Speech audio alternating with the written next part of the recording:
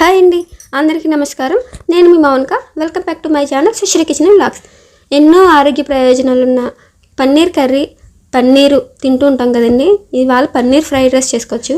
దీంట్లో ఉండే calcium, magnesium పిల్లలకి కూడా చాలా మంచిది కదా, ఎముకలు దృఢంగా ఉండడానికి ఉపయోగపడుతుంది. మరి ఇలాంటి ఎన్నో పోషకాలు, ఆరోగ్య విలువలు ఉన్న పన్నీర్ని నెలకు ఒకసారైనా సరే మన ఆహారంలో చేర్చుకుంటే చాలా ప్రోటీన్స్ లాభాలు వస్తుంటాయి కదా. వాటిని మన పిల్లలకి అందించడానికి ఈ రోజుల్లో అన్ని జంక్ ఫుడ్స్ ఇవే తింటున్నాం కదా.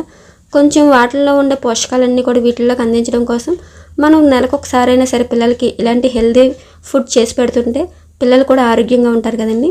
దీనికోసం అని చెప్పి ప్రాసెస్ ఏంటన్నా చూసేద్దాం. ముందుగా అయితే బాస్మతి రైస్ని 1/2 kg తీసుకున్నాను నేను. దాన్ని గంట పాటు నానబెట్టేయండి.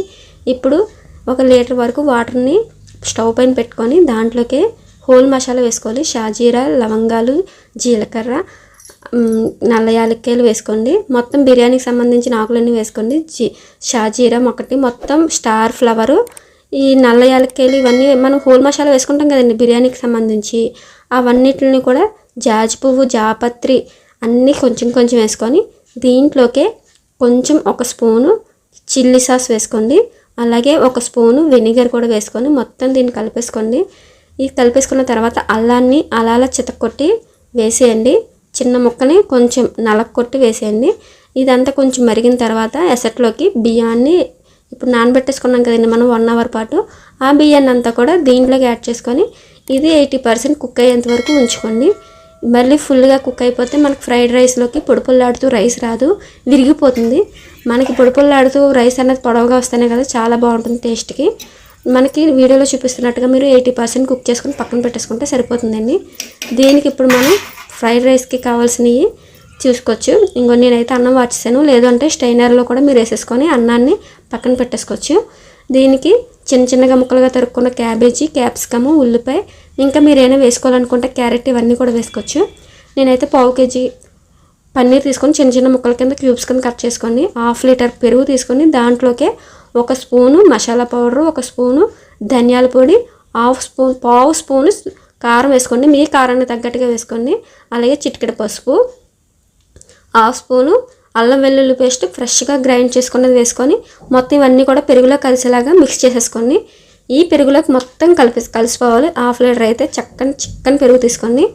ఈ పెరుగులో తీసుకొని ఉప్పు కూడా వేసుకోండి కొంచెం. మనకి ఇదంతా కూడా పన్నీర్ ఫ్రైడ్ రైస్కి టేస్ట్ వచ్చేది ఇదేనండి. అలాగే కొంచెం కొత్తిమీర, కొంచెం కరివేపాకు వేసుకొని వీటిని కూడా కలిపేసుకోండి. ఇప్పుడు ముందుగా మనం కట్ చేసుకున్నాం కదా క్యూబ్స్ కింద పన్నీర్ ముక్కల్ని, వాటిలన్నిటిని కూడా ఈ పెరుగులోకి యాడ్ చేసేసుకొని మొత్తం ఈ పెరుగు అంతా కూడా ఆ పన్నీర్ క్యూబ్స్కి పట్టే విధంగా పైనుంచి కిందకి ఒకసారి గరిటెతోటి స్పూన్ తోటి కలిపేసుకొని పక్కన పెట్టేసుకోండి.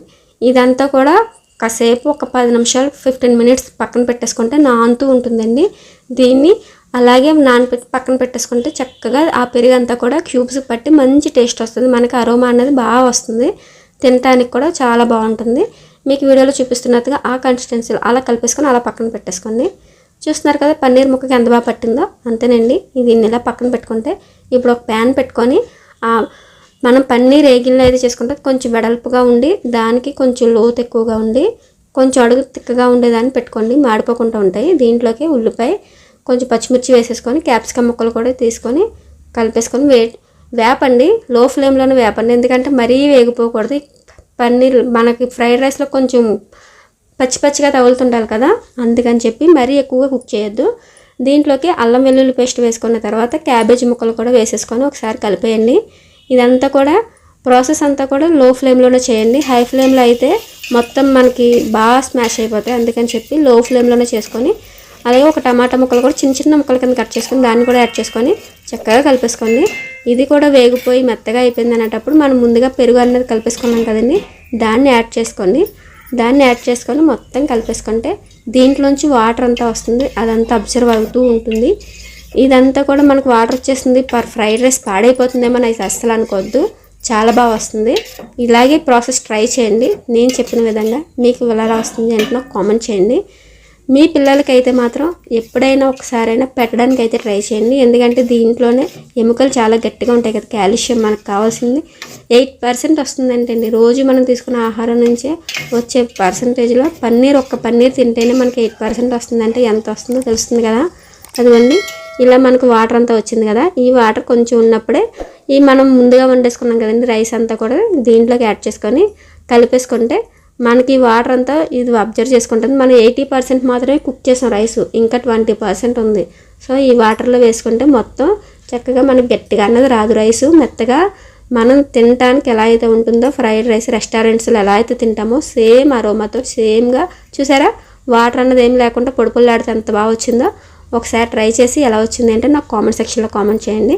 మీకు ఈ రెసిపీ నచ్చితే లైక్ చేయండి, షేర్ చేయండి, సబ్స్క్రైబ్ చేసుకోవడం అసలు మర్చిపోకండి. ప్లీజ్ సపోర్ట్ చేయండి.